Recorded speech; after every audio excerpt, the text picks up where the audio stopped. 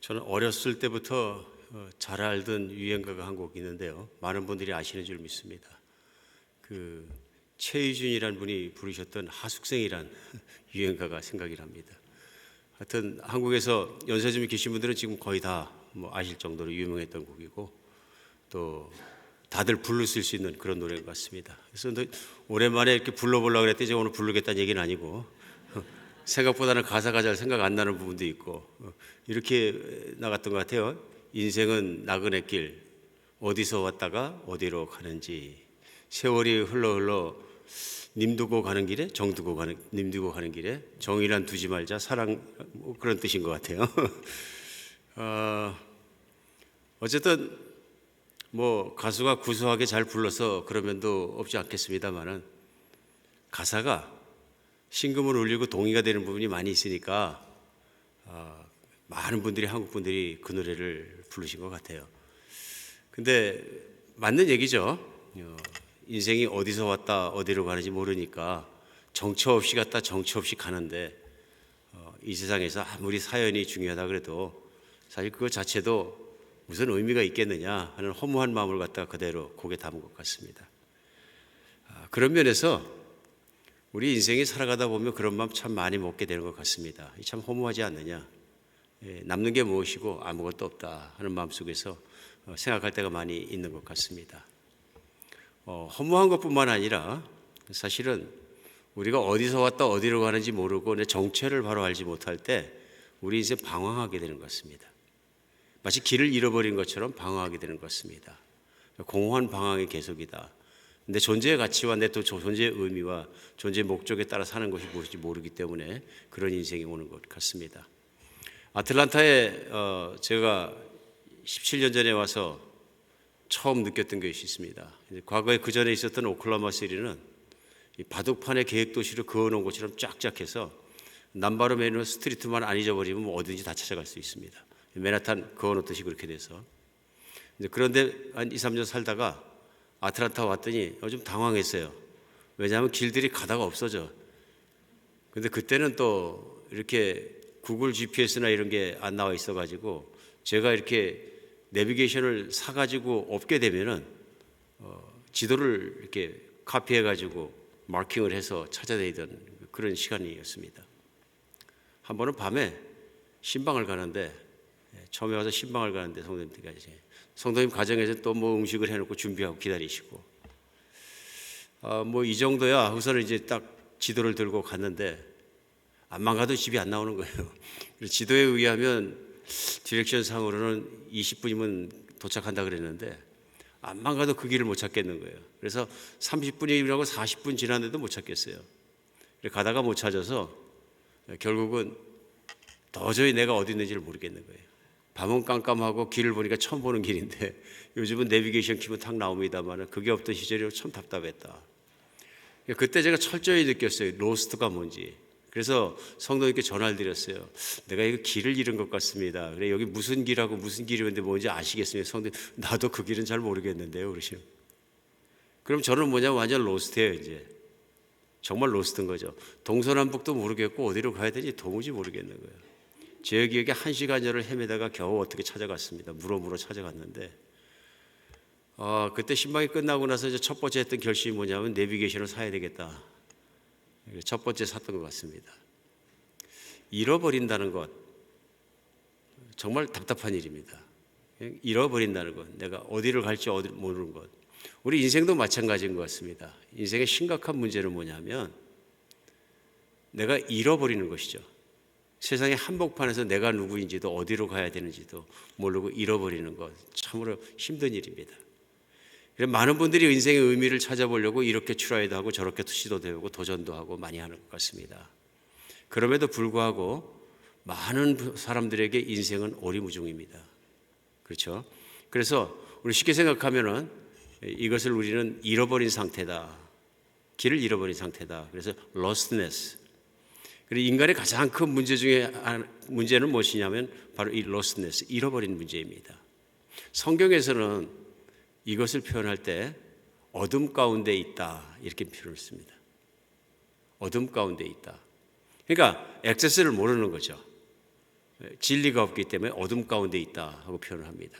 우리 지난주에 말씀 나누면서 사도행전 말씀을 통해서 빌립 집사가 성령님의 인도하심을 받아 성령의 감동하심을 받아 누구를 만나게 되냐면 이디오페에서 온 내시를 만나게 됩니다.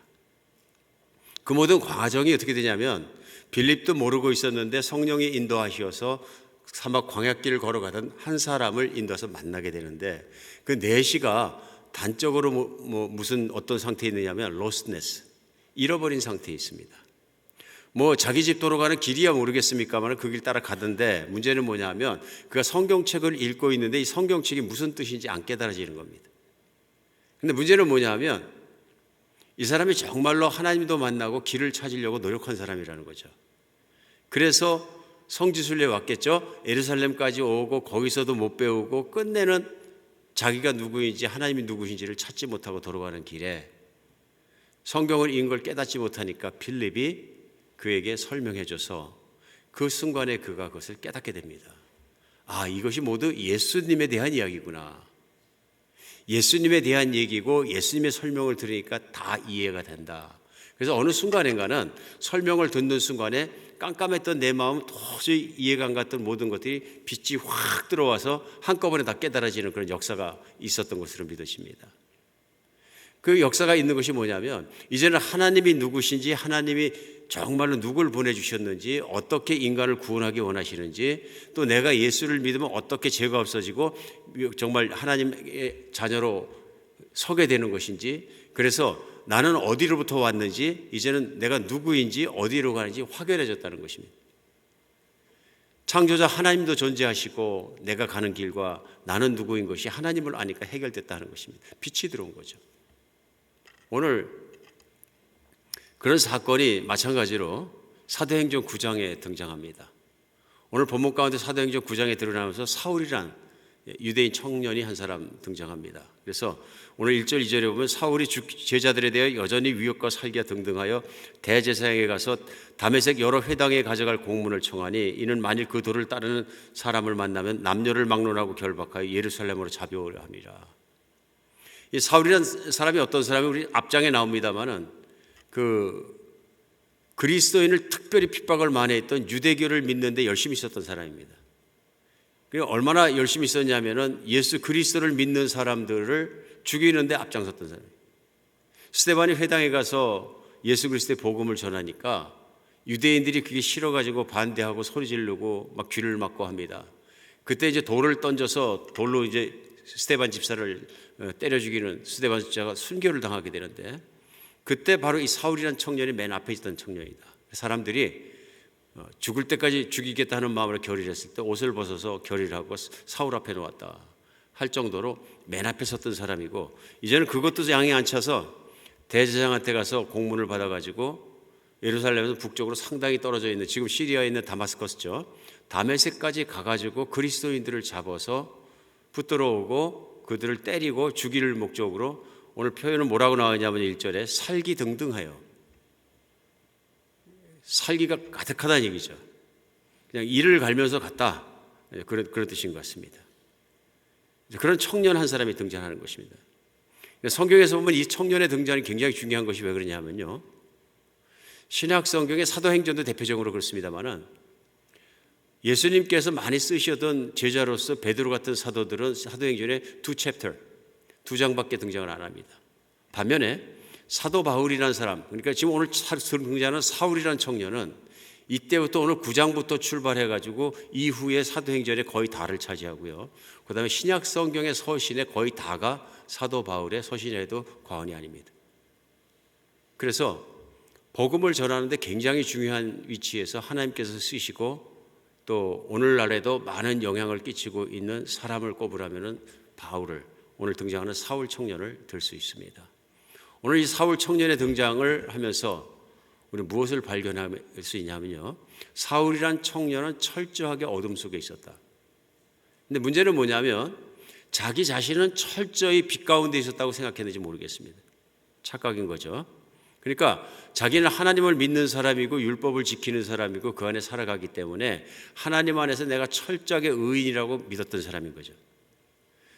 그러니까 예수 그리스도의 십자가의 죽으심과 3일 만에 부활하신 부활을 전하는 그리스도인들을 싫어했던 거예요. 그런데 사실은 인간이 이 사울이란 청년이 믿는 것처럼 믿어가지고는 하나님 앞에 자녀로서 바로 설 수 없다는 것을 우리 예수 그리스도는 가르치셨고, 그의 삶이 또 그분의 죽으심이, 그분의 부활하심이 보여주는 것이죠.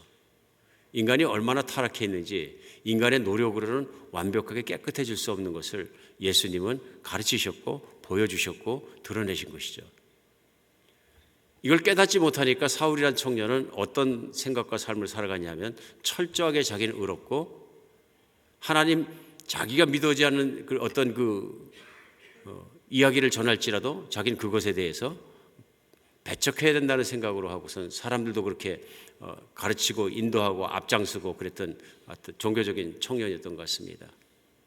오늘 이 청년이 깜깜한 데 있는 것은 왜 그러냐 하면요, 자기가 구원됐다는 확신을 가질 수 있는 길이 없습니다. 사실은 나중에 그걸 고백합니다. 로마서 7장에서는 자기가 의를 행하고자 하는 마음이 있어도 결국은 가서 불의한 것을 행하고 나쁜 것을 행하고 죄를 짓게 되고 죄를 맨날 짓는 청년이었던 것을 고백하는 대목이 또 나옵니다. 그러니까 자기 노력으로 안 되더란 얘기죠. 그러니까 결국 사울이라는 청년도 사실은 내면적으로는 어둠 가운데 있던 청년이다.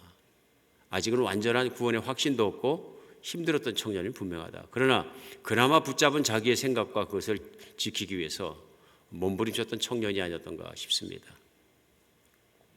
세상에 많은 사람들은 자기 확신 속에 살아갑니다. 자기 확신. 그러니까 이것저것 믿는 거죠. 실존만 믿으려고 노력하는 분들도 많이 있습니다. 세상에 존재하지 않는 것은 믿으려고 하지 않습니다. 실존만 믿는 거죠. 이제 그런 분 중에서 과학주의적 사고방식을 하는 분들이 굉장히 많습니다.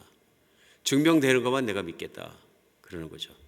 보이는 것, 만져지는 것, 증명되는 것, 이치가 깨달아지는 것, 난 이것만 믿겠다.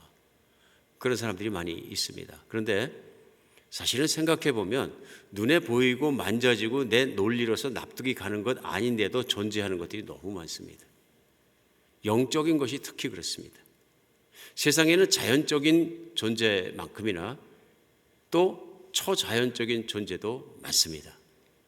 사실은 얼마나 많은 과학이 눈에 보이지 않고 만져지지 않는 초자연적인 존재를 과학을 통해서도 발견해 갑니까? 그렇죠? 저는 그 원소기호 이런 거 참 기호로 보면 도저히 감이 안 잡혀서 공부할 때 어려웠던 점이 있어요. 너무 어려워요. 이게 눈에 보이면 잡기 쉬운데요.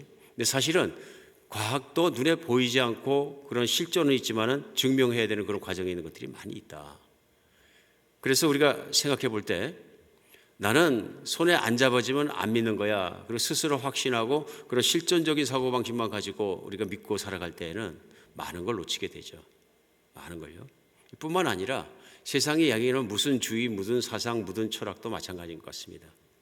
끝끝내는 그런 주의나 사상들이 완전하지 않음에도 불구하고 나는 스스로 어떤 지역적인 그런 확신을 가지고 내가 믿고 그것 붙잡고 살아가려고 노력하는 경우도 많이 있는 것 같습니다. 그러나 인생으로 생각해 볼 때는 잃어버린 인생, 길을 찾아가다가 내비게이션 없이 잃어버린 것처럼 나는 누구인지, 어디서 와서 어디로 가는지, 내 인생은 목적은 무엇으로 살아야 하는지, 뭐 그런 것들에 대한 기본적인 답변도 사실은 다 찾지 못한 인생을 살게 될 경우가 많다는 것입니다. 오늘 사울이란 청년이 그런 상태에 있었던 거죠. 특별히 신앙적으로 생각할 때도 하나님과 관계에서 길을 찾지 못한 로스데스, 잃어버린 상태에 있었다는 것을 우리는 알 수 있습니다. 그런데 잃어버린 상태에서 큰 일이 일어난 게 뭐냐 하면은 예수님이 그를 찾아오신 겁니다. 그러니까 많은 분들이 오늘 여러분과 제가 나누고 있는 사도행전 9장을 놓고 사도 바울의 회심장이다 이렇게 얘기를 합니다. 사도 바울이 컨버전한 대표적인 장이다. 근데 사실은 저는 생각하기에 이게 회심장이다 이렇게 생각해 보다가 이 장은 예수님이 사도 바울을 찾아오신 장이다 이렇게 표현하는 게 맞습니다. 그렇죠? 왜냐하면 사울이라는 청년은 예수님을 찾아다니는 것이 아니라 반대로 예수님을 핍박하는 사람이었어요. 예수님의 도를 믿는 사람들, 그리스도를 믿는 사람들을 찾아가서 죽이고 핍박하는 반대편이었어요. 그러니까 사실은 논리적으로 생각하면 예수님이 사울이란 청년을 찾아올 가능성과 이유는 제로입니다. 어떻게 생각하십니까? 우리가 생각하는 합리와 논리성에 입각해서 보면 이건 제로예요. 그런데 하나님께서 인간의 논리와 생각 속에 있는 합리성 제로의 일을 하신 게 뭐냐 하면 찾지 않아야 될 존재를 찾으신 거예요. 물론 예수님께서 이런 일을 하니까 사도 사울 너를 심판해 죽이겠다 그래 찾아오셨으면 이건 합리적이죠. 우리가 생각하기에. 그러면 일어날 수 있는 일인데 그렇게 찾아오지 않으셨다는 거예요. 그럼 찾아오실 때 무슨 일이 일어났냐면요. 3절에요. 사울이 길을 가다가 다맛에 가까이 이르더니 호련히 하늘로부터 빛이 그들을 둘러 비추는지라 땅에 엎드러져 들음에 소리가 있어 이르되 사울아 사울아 내가 어찌하여 나를 박해하느냐. 그러니까 어떻게 등장하셨냐면 빛으로 등장하셨는데 눈을 뜰 수 없는 빛으로 등장하셨다. 그러니까 사울은 나중에도 사도행전 안에서 2번 정도는 확실하게 자기가 어떻게 예수를 만난지 간증을 합니다. 본인이 이번에는. 간증을 하면서 뭐라 그러냐면 그날 대낮이었는데 오정이었는데 날빛보다 밝았다. 햇빛이 가장 강렬하게 비치는 것보다 빛이 더 밝았다 그럽니다. 그 날빛보다 더 밝은 빛이 빛이었다. 그런데 자기에게만.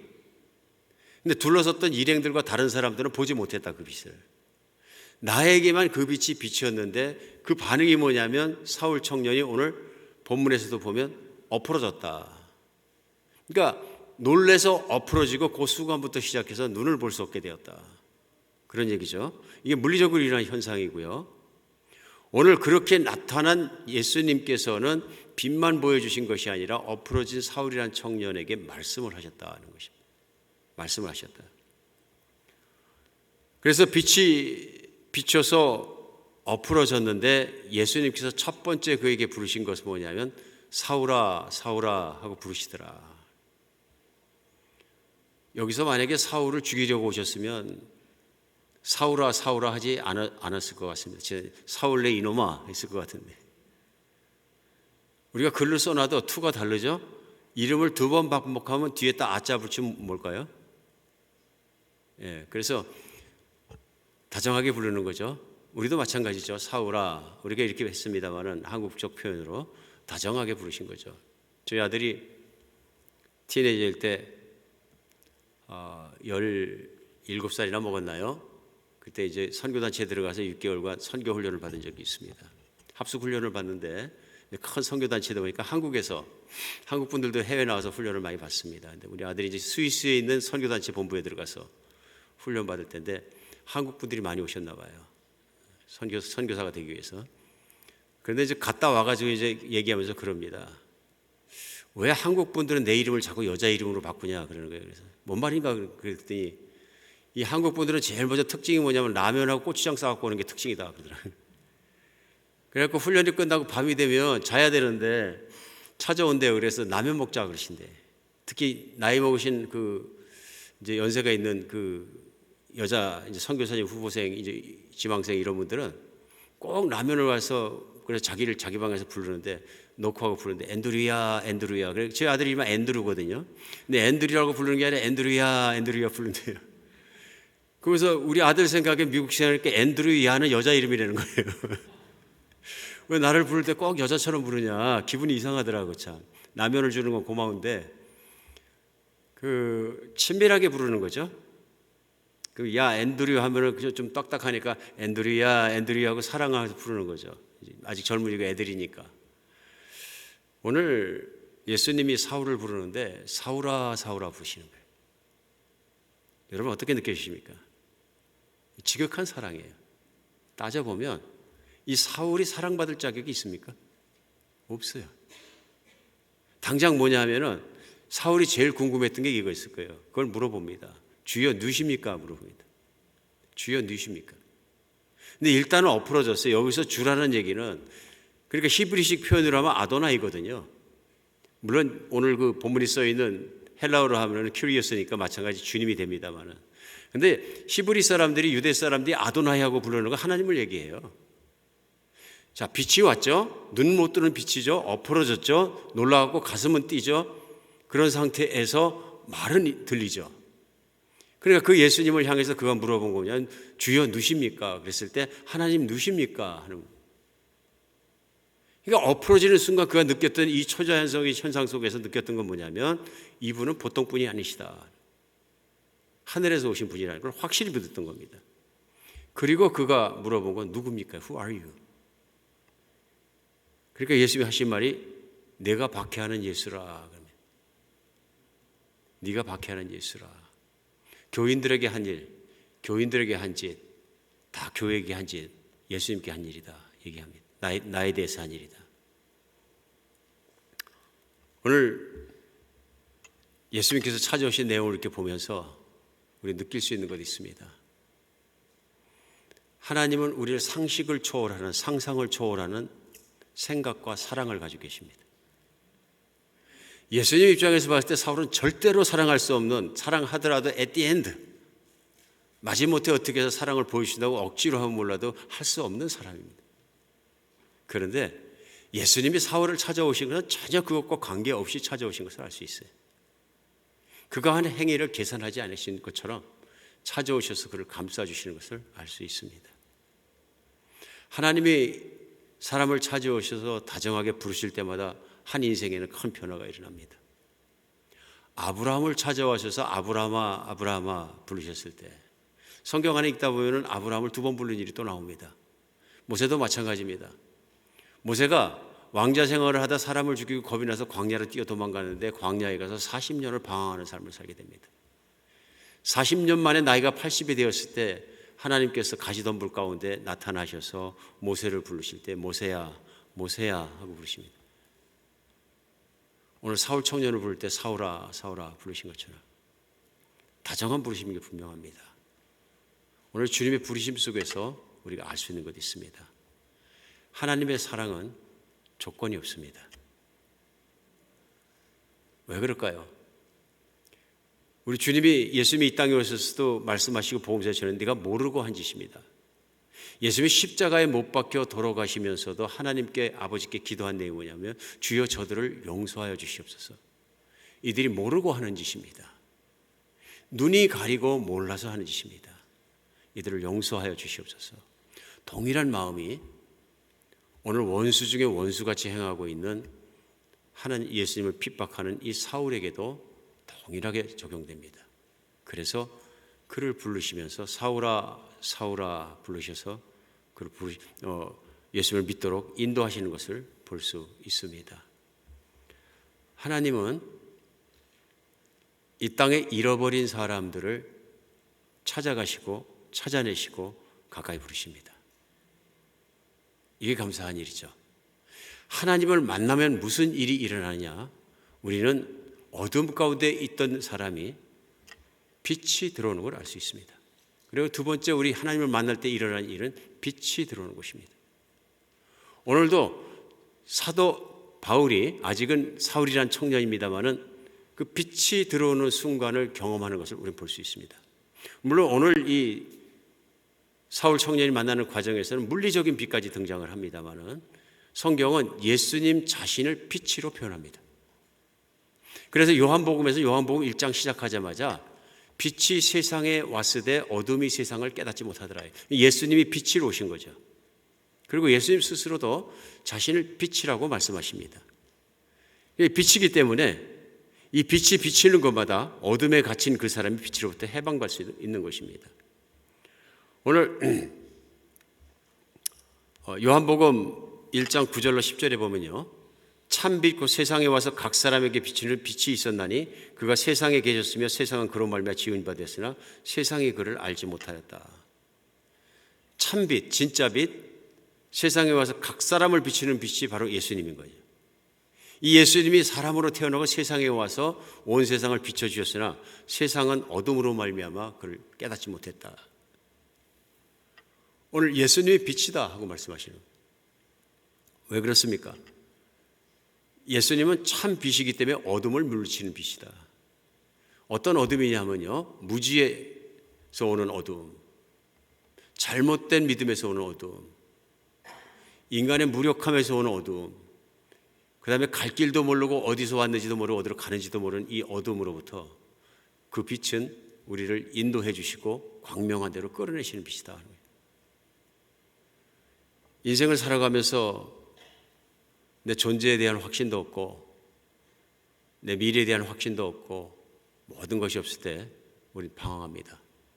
그래서 좀 생각한다는 사람 치고 청년기에 철학 안 하는 사람은 아무도 없는 것 같습니다. 그렇죠? 우리 한국에서는 대개 그걸 개똥철학이라고 합니다만, 개똥철학이 아니라 제 생각에 철학은 철학인 거예요. 철학이 뭐 별겁니까? 무엇인가를 골똘히 생각하는 것, 그것이 철학 아니겠어요? 예. 학문적 체계만 따질 것이 아니라 그러니까 누구든 철학을 합니다. 누구든 생각을 합니다. 못 찾는 거죠. 어둠에 갇혀 있기 때문에 길을 못 찾습니다. 그런데 예수님께서 오셔서 만나주시는 순간에 분명한 것 한 가지가 생기는 것입니다. 내가 어디서 왔느냐 하는 것입니다. 예수님은 하나님이시고 창조자이시고 이 땅의 모든 걸 지으신 분이시라는 것을 내가 하나님을 인정하는 자리에 서서 만나게 되는 것입니다.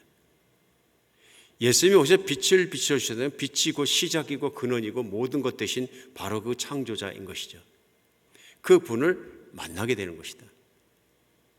가장 중요한 것이 해결됩니다. 나는 어디서부터 왔는지, 어디로 가는지도 선명해집니다. 예수님은 자기를 믿는 사람마다 과거의 죄를 깨끗하게 해주시고 하나님의 자녀가 될수록 인도하신다. 그리고 요한복음은 말씀하실 때 빛이 왔을 때 세상 빛을 깨닫지 못하지만 요한복음 1장 12절에서는 그러나 영접하는 자, 곧 그 아들을 예수 그리스도를 믿는 자에게는 하나님의 자녀가 되는 권세를 주셨다. 그런 면에서 예수님은 빛이시고 길이시고 진리시다. 자신을 말씀하실 때 어떤 길이냐 하면 그 빛을 받아들이게 되면 그 사람은 바로 천국 가는 길, 하나님과 함께 사는 길, 영원히 사는 길을 가게 된다. 오늘 사울이 만난 길이 그 길인 거죠. 사울이 만난 빛이 그 빛이고요. 오늘 사울은 예수님을 만나서 그 앞에 무릎 꿇게 되니까 기가 막힌 일이 생깁니다. 놀라운 일이 생깁니다. 어떤 일입니까? 자기가 누군지, 어디로 가는지, 무엇을 해야 하는지 확고하게 깨달아지게 되는 것입니다. 진리 가운데 확고하게 붙잡힌 사람이 얼마나 귀한 은혜를 입은 것인지를 사도 바울은 오늘 사도행전 시작부터 시작해서 그의 사역 전 기간과 모든 서신서와 모든 걸 통해서 예수 그리스도 예수님 안에 있는 빛, 예수님 안에 있는 진리, 그 복음의 진리에 대해서 끝까지 전하는 사람으로 목숨에서 나중에 목이 잘려 죽을 때까지 증거하고 하늘에 올라간 사도가 됩니다. 많이 달라졌죠. 근데 이렇게 달라지기 위해서 필요한 것이 있습니다. 자기가 깨어져야 됐습니다. 자기가 산산조각 부서져야 됐던 게 뭐냐면 내가 믿었던 것, 내가 가지고 있던 것, 내가 뛰어갔던 것, 그리고 기독교인들을 핍박하기까지 갈 만큼 내가 이를 물고 붙잡으려 했던 그것이 깨어져야 합니다. 예수님 믿는 사람, 진짜 믿는 사람은 반드시 깨어져야 되는 것이 있습니다. 내 고집, 내 교만, 내 확신, 내 것, 이거 깨어져야 예수 믿는 겁니다. 보통 사람은 그거 믿고 살아갖고 믿음이 안 들어가거든요. 예수님을 깊이 못 믿습니다. 그런데 이게 깨어지는 날이 어떤 날이냐? 빛이 들어오는 날입니다.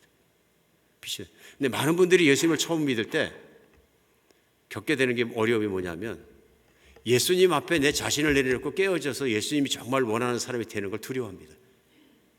나는 다른 사람 되는 거 싫다 그러시는 거예요. 다른 사람 되는 거 싫다. 나는 그냥 현재 이 모습도 좋다. 근데 믿어가지고 내가 아닌 다른 사람인 것처럼 살아가는 건 나 그거 싫다. 나 그리고 교인들이 살아가는 모습도 내가 별로 좋지 않다. 맨날 모여갖고 찬송가나 부르고 이러는 거 나도 별로 마음에 안 든다. 나는 가라오케 가서 술 먹고 흥청망청하고 그런 삶을 훨씬 더 좋아하는데 나 그거 마음에 안 든다. 그런 분들 많이 계세요. 두려움이 있는 거죠.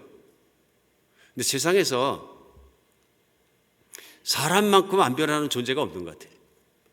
사람만큼 진짜 안 변하는 것 같아요. 물론 노력해서 부분적인 변화를 이루는 거, 습관에 좀 변화를 조금 가져오는 거, 이거 할 수 있죠. 술 드시는 분이 술 끊을 수도 있고. 근데 본질이 바뀌는 것, 성품이 달라지고 본질이 달라지고 이 사람이 전체적으로 새로운 사람처럼 거듭나고 달라지는 것은 사람 안 달라져요. 자기 자신을 안 좋아하고 자기 자신을 싫어하는 사람조차도, 지극히 싫어하는 사람도 자기 자신을 바꾸지 못해요. 그렇죠? 뭔지 모르지만 못난 자신의 자아에 대해서 꼭꼭 붙잡고 있는 무엇인가가 있어요. 애착하는 것도 있고요. 그래서 사람은 안 바뀝니다. 어떨 때는 지긋지긋하게 안 바뀌잖아요. 어쩌면 많은 분들이 결혼해서 살면서 배우자 바꾸려고 그러다가 인생을 실패하는 경우도 되게 많은 것 같아요. 근데 결론은 뭐냐면 안 바꿔진다는 거죠. 안 변한다는 거예요. 오늘 사울 청년을 보면 사람이 180도 변할 수 있다 입니다. 맞습니까? 사람은 180도 변할 수 있는데 하나님께서 빛으로 그 안에 오셔야 한다. 하나님을 알고 하나님을 밀고 예수님을 믿고 예수님과 함께 살게 되면 180도 달라진다. 왜 그렇습니까? 내가 예수님 안에서 얼마나 온전하지 못하고 교만하고 죄인인 것을 깨닫게 되면은 이제는 나의 옛 모습으로 살기를 원치 않고 예수님이 원하시는 그 모습으로 살기를 원한다. 그러니까 예수님이 말씀하시는 하나님의 말씀의 성경 안에 구원이라는 것도 망가진 나를 온전한 사람의 모습으로 완성시키는 데 있거든요. 그렇기 때문에 예수님을 믿는다는 것은 예수님에게 항복하고 나오는 것입니다. 오늘 본문 가운데 그 빛 속 가운데서 사울 청년의 행동은 엎드러졌다입니다. 엎드러졌다. 주님하고 엎드러졌다. 큐리어스 부르고서는 엎드러진 거예요. 누구십니까? 그가 이 엎드러짐의 자리에서 자기를 포기하고 자기가 깨어지는 자리에서 예수님을 주님으로 받아들이고 나니까 그는 다른 사람이 된 것이죠. 여러분, 두려움을 극복하고 예수님을 영접하고 받아들이게 되면 달라집니다. 세상에는 얼마나 많은 간증이 있는지 모릅니다. 무슨 간증이냐면 이렇게 저렇게 내가 살아왔는데 어느 날 예수님에 대해서 말씀을 듣고 믿고 받아들이고 나니까 내 자신이 살아왔던 인생이 너무 싫고 너무 돌아가고 싶지 않고 이제는 정말 새로운 인생이 됐고 새로운 존재가 되었다는 간증이 많습니다. 한비전교회에서도 제자훈련을 하게 되면 첫 번째 하는 게 간증문 쓰기잖아요. 간증문을 발표하게 됩니다. 참 여러분들이 이렇게 발표하시는 거 보면 여러 모양으로 각각 다른 시간에 다른 모양으로 예수님을 믿었습니다. 공통점이 있습니다. 예수님 믿기 전에 내 모습이 있고요. 예수님을 만난 것이 있고요. 예수님 만나고 난 다음의 모습이 있습니다. 그렇죠? 이게 뭡니까? 예수님을 중심으로 바뀐 거예요. 바뀐 거예요. 모든 게 바뀐 거예요.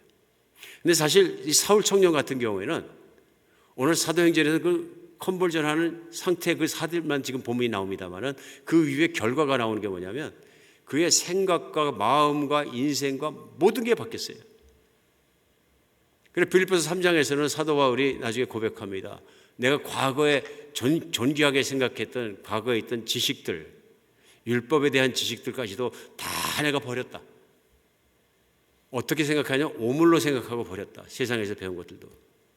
왜냐하면 예수 그리스도를 아는 지식이 참이고 고귀함에 따라 내가 그것들을 버렸다 얘기합니다. 그러면서 내겐 예수 그리스도와 십자가 외에는 결코 자랑할 것이 없다고 갈라디아서에 또 고백을 하는 거예요. 왜냐하면 그렇게 예수님을 만난 것입니다. 그에게도 놀라운 사건이었었고 모든 사람에게도 놀라운 사건이었다. 예수님을 만나면 빛이 들어가고 빛이 들어가면 확연하게 달라진다. 미국에 있는 한 청년이 심각한 우울증을 앓고 있었다 그래요. 그래가지고 어느 날 자살하려고 결심을 합니다. 호텔 방을 잡아가지고 목욕탕에 들어가서 세면기 앞에 서가지고 물을 받아놓고 이제 면도칼을 준비하고 동맥을 잘라가지고 물에 담그고 이제 죽으려고 작심을 하고 이제 실행을 하려고 합니다. 세면기 앞에 섰는데 참 많은 생각이 나더라 하고 얘기합니다. 참 많은 생각이. 이제는 오늘은 진짜 오늘 결단을 해야 되겠다. 그리고 딱 결단을 하려고 그러는데 그런 생각이 났는데 예수님을 내가 알기는 알고 듣기는 듣고 맨날 이렇게 교회도 다니지만 나 진짜로 예수님을 믿는가? 진짜로 그게 있는 걸까? 여러 가지 생각을 하는데 그런 마음이 드는데 내가 예수님에 대한 거 바로 알고 죽어도 죽어야 되겠다 하는 생각이 들어서 결국은 그날 실행을 못하고 그가 이제 교회를 가게 되고 교회에서 예수님을 깊이 만나게 됩니다. 예수님을 깊이 만나게 돼가지고 그가 과거에 어두웠던 삶과 혼란했던 삶과 우울증 속에서 헤맸던 모든 삶에서 빠져나오게 돼가지고 예수님을 붙잡고 광명한 빛 가운데 인생을 걸어가게 됩니다. 그래서 결국은 복음을 전하는 사역자가 되는데요. 우리 많은 분이 알고 계신 유명한 R.A. 토레이 목사님이 자기 자신에 대해서 말씀하실 때 그 얘기를 하십니다. 어둠에 있을 때는 길을 찾지 못하니까 인생을 포기해버리고 싶은 마음조차도 날 수 있다. 그러나 빛이 들어가면 달라진다는 것입니다. 분명히 변화한다는 것입니다. 오늘 이 빛이 들어가니까 사울이란 청년이 하나님 말씀을 따라 사는데 열심인데 예수님의 말씀을 철저하게 따르게 됩니다. 오늘 똑같이 다마스커스 길을 걸어가는데요. 그가 일어나고 나서 그 다음에 간 길이 뭐냐면은 자기가 가던 길을 가는 것이 아니라 똑같은 길을 걸어가지만 예수님이 보내신 길을 가게 됩니다.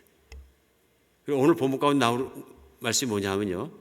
너는 그 형제 중에 한 사람이 그에게 말씀을 전해줄 것에 대해서 얘기를 합니다. 말씀을 전해줄 것에 대해서. 그러면서 그 뭐라고 말씀하시냐면 너는 일어나 시내로 들어가라. 내가 행할 일을 내게 이를 자가 있느니라. 바로 명령하십니다. 엎으러진 사울, 그에게 하신 말씀이 뭐냐면 너는 일어나서 다마스커스 시내로 들어가라. 가던 길이었던 거죠. 계속 가서 다마스커스 시내로 들어가라. 너에게 내 대신 말해줄 사람이 있다. 그래서 아나니아라는 먼저 믿은 그리스도인에게 예수님이 인도하셔서 보내십니다. 이 사울 청년이 첫 번째 해야 됐던 일이 뭐냐면 사람들 손에 붙잡혀가지고 아나니아라는 사람을 찾아서 거기 가서 예수님의 말씀을 듣는 일이었습니다. 길은 같은 다메스커스를 가는 길을 갑니다. 그런데 그 길을 인도하는 인도자는 확연하게 달라졌습니다. 그러니까 가서 아나니아로부터 예언도 듣고 어떤 일을 자기가 하며 살아야 되는지 인생의 미래의 할 일과 목적에 대해서 확실하게 알게 됩니다. 하나님의 말씀으로 그걸 알게 된 그가 그때부터 순종하기 시작한 것이 미룬 것이 아니라 바로 순종합니다. 그래서 그때부터 시작해서 다마스커스에서 예수님은 이 땅에 오신 하나님의 아들이시고 죄를 위해 십자가에 못 박으시고 3일 만에 부활하신 우리의 구원자시라 하는 복음을 전하기 시작합니다. 오래 걸렸다는 얘기가 아니고요. 바로 전하기 시작합니다. 그러니까 가장 당황했던 사람은 유대인들이었습니다. 그리스도인을 핍박하던 유대인들이 너무나 놀라가지고 그 이후에는 이 사울 청년을 잡아 죽이려고 합니다.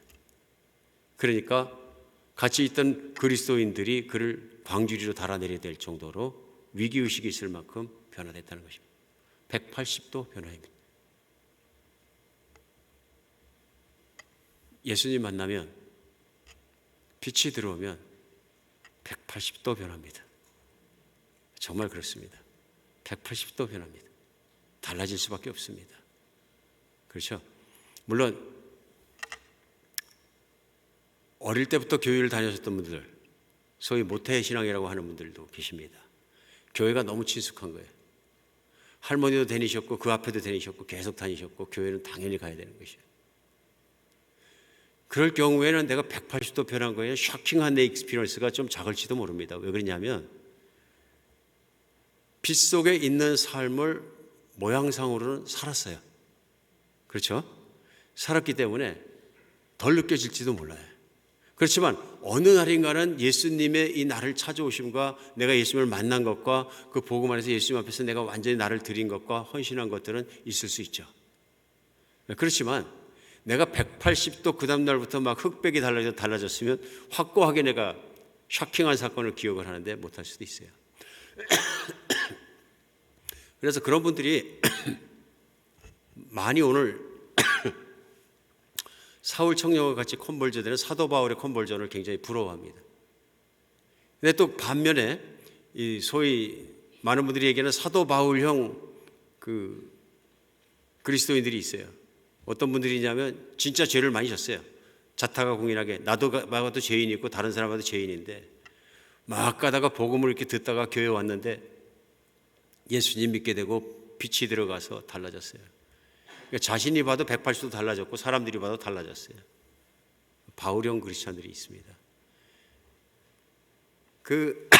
저는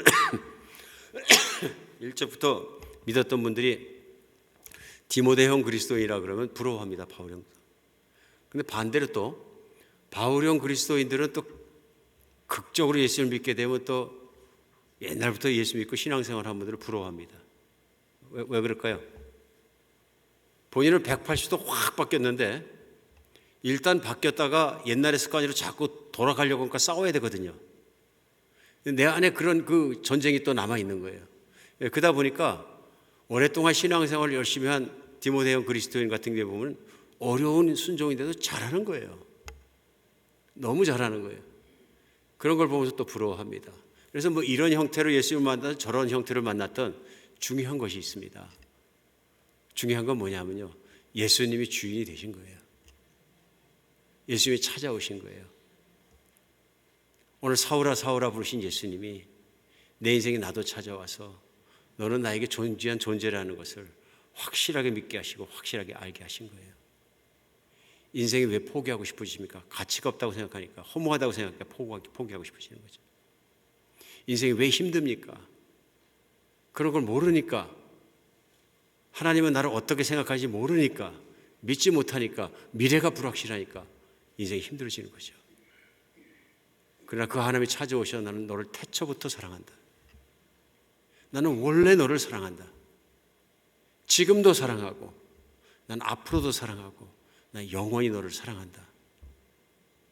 그리고 나는 못하는 일이 없고 너를 위해서 모든 걸 준비했고 내 아들 예수의 피를 흘리는 생명을 다 바치기까지 나는 너를 사랑하고 나는 너와 함께 살 것이고 너는 내 것이라고 부르시면 그 부르심과 사랑 앞에 예하고 나온 사람은 어떻게 안 달라지겠습니까? 왜 안 달라지겠습니까? 달라지는 거죠. 왜 그분의 말씀을 안 따라가겠습니까? 그분의 말씀을 따라가죠. 그분의 말씀을 따라 살게 되니까 행복하게 되고 미래도 밝아지고 하나님 안에 모든 걸 누리게 되는 것을 믿으시기 바랍니다. 오늘 이 바울이 만난 예수 그리스도 여기에 대한 간증은 가장 중요한 것은 예수님이 그를 찾아오셨다. 성경 말씀대로 우리가 먼저 하나님을 사랑한 것이 아니라 하나님께서 먼저 우리를 사랑하셨다. 그래서 아직도 로마서 5장 말씀대로 아직도 내가 죄인 되었을 때 하나님께서 우리를 위해 그 아들 예수 그리스도를 십자가의 제물로 내어주심으로 말이에요. 우리를 향한 하나님 아버지의 사랑을 확증하셨느니라. 십자가는 그것을 확증합니다. 내가 도저히 갚을 수 없는 생명의 값을 예수님의 생명으로 갚아주신 하나님의 사랑, 3일 만에 부활하신 하나님의 능력이 그리스도와 함께 있습니다. 오늘 말씀 중에 우리 아직까지 예수님 안 믿는 분이 오늘 들으셨다면 깊이 생각해 보시고 오늘도 사울 청년을 찾는 것처럼 찾으시는 예수 그리스도를 만나시기 바랍니다. 내가 무엇 때문에 예수님을 믿는 것을 자꾸 막아서고 있는지, 내가 무엇 때문에 부인하고 있는지 생각해 보십시오. 자기 확신 아닙니까? 자기 확신은 믿을 수 없는 것입니다. 온전하지 못한 것입니다. 오직 하나님만이 온전하십니다. 성경도 온전합니다. 오늘 빛 가운데 나타나서 그렇게 만나는 경험이 아니더라도 더 많은 경우에 마치 빌립을 통해서 복음을 전해서 내시가 믿은 것처럼 말씀이 전파되게 하시고 성령이 전파하는 말씀들을 통해서 그 복음을 통해서 새롭게 믿게 하시고 사람들을 일으키십니다. 오늘도 들린 말씀을 흘려보내지 마시고 예수님 아직 믿지 않고 생각하고 그냥 교회에 참석하신 분이 계시다면 이 말씀을 들으시기 바랍니다. 예수님은 나를 사랑하시고 내가 믿기를 기다리십니다. 그리고 내가 그 예수님을 영접하게 되면, 받아들이게 되면 우리 주님은 나의 죄를 깨끗하게 인정해 주시고 주님의 자녀로 삼아 주실 것입니다. 오늘 주님에 나가는 여러분과 제가 됐으면 좋겠습니다. 오늘 이미 예수님을 믿는 우리에게는 오늘 예수님을 빛 가운데 만나게 된 사울이라는 청년에 남은 건 하나밖에 없습니다. 전적으로 예수님께 감사하고 사랑하고 그 말씀에 따라 살아가는 것입니다. 우리 때때로 살아가면서 신앙생활을 하다가도 이 감사와 은혜와 감격을 잃어버릴 때가 많습니다.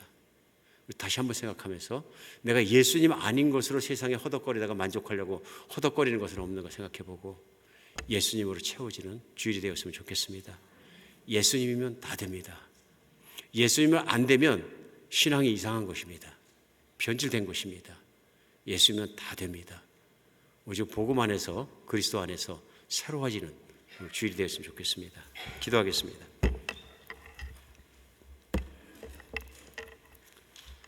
예수님,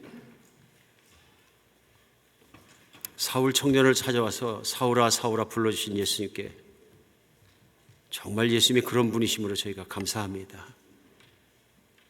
정말 하나님이 그런 분이심으로 감사합니다. 내가 죄악 중에 살아갈 때 나를 찾아오셔서 나를 불러주신 하나님께 감사드립니다. 하나님, 오늘도 우리 중에서 아직 예수님을 만나지 못한 사람이 있다면 오늘 말씀 가운데 주님을 나타내 주시고 마음을 활짝 열고 주님을 받아들일 수 있도록 도와주시옵소서. 불러주시옵소서. 함께하여 주시옵소서. 그래서 예수님을 만난 것이 어떤 일인지, 얼마나 감격스러운 일인지, 얼마나 큰 일인지 체험하게 하여 주시옵소서. 우리 주 예수 그리스도의 이름으로 기도합니다.